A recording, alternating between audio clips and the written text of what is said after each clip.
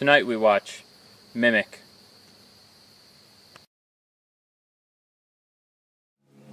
Hey! It's another night of the Halloween Horror Movie Marathon. We just watched Mimic, Guillermo del Toro. Written and directed by 1997, this movie came out. It's about bugs. But it's not a bug's life.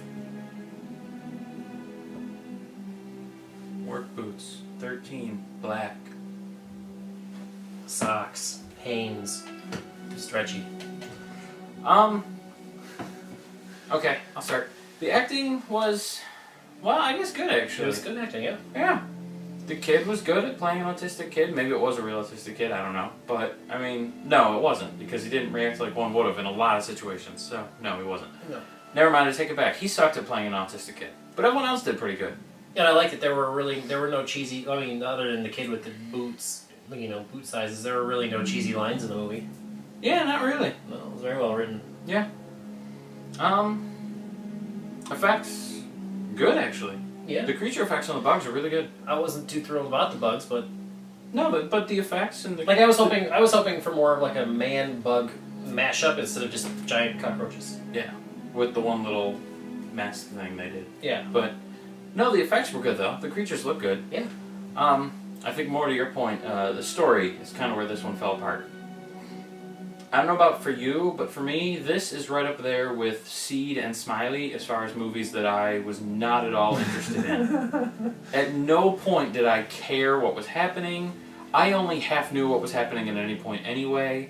I didn't relate to most of the characters. I didn't care. It was just a whole long time of watching nothing happen.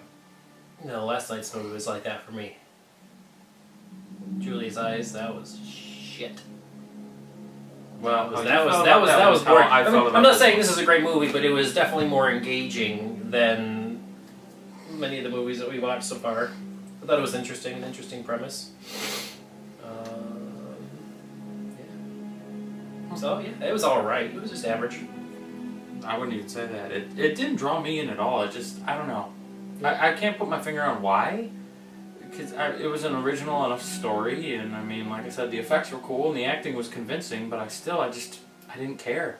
I didn't feel for any of the characters, I wasn't really connected to the story, and things were moving at a weird pace, where sometimes it felt slow even when things were happening, and other times you just didn't know what the hell was happening. I understand. I get exactly what you're saying. I know, yeah, I understand. I totally understand your point, but yeah, it was just a little bit better for me.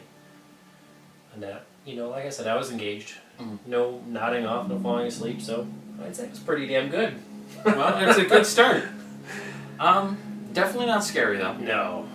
No. Well, again, this is more, I think this is on the verge of sci-fi, and that's really not my thing. It must have taken him a while to hit his stride, honestly. Because he definitely got better later on. Yeah. Like Mama, Pan's Labyrinth, the Hellboys, those were all astounding movies. It was really Hellboy that started him down the path that he's on now. Mm-hmm.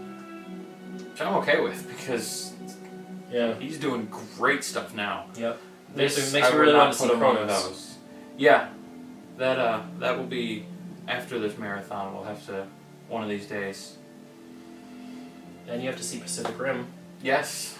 But, okay, back to this one. Not scary. Not scary. Rating. What would you give it?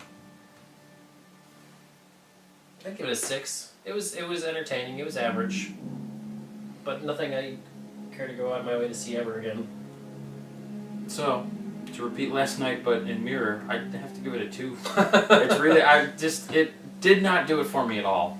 I was very disinterested. I didn't care about any of the characters or the story, really. I mean, I couldn't even tell you which characters lived or died, because at the end it didn't matter. I don't. Yeah, they did have some weird cheesy bits in the very end where you're like, where'd Chewie go? He should have been run over by the train too. Yeah, he was in the middle of the track and then just vanished to the next time the camera showed where he was. Like in the background, while Susan was being chased by the bug, you could have just showed him like stepping aside off the track in the background, and that you didn't have to make a big thing of it. You just like a little shadow in the background just moving off to the side. And be like, well, okay. I said too, that's an electrified rail. Makes sense. Kid would have touched it and died. Yeah, that's true. Yeah, he's an autistic child. He doesn't understand how any of that stuff. He doesn't understand how almost anything works. He would have, except for boots and shoes. Yeah. And spoons. I tried playing the spoons once. Well, most of them can latch on to one thing or another and kind of become savants, basically. So that part made sense. That's believable. All the other stuff, where he didn't shy away from human contact and didn't react negatively when people stopped him or forced him to pay attention or listen or look a certain way or whatever. True. None of that would happen. Well, yeah. But realism aside, this movie sucked. I thought it just bad pacing, disinteresting story and people, and just It was average. Yeah, it was just it was me. It was average. Like I said, if it was more of a human-bug hybrid kind of thing, then I would have been much more engrossed in it.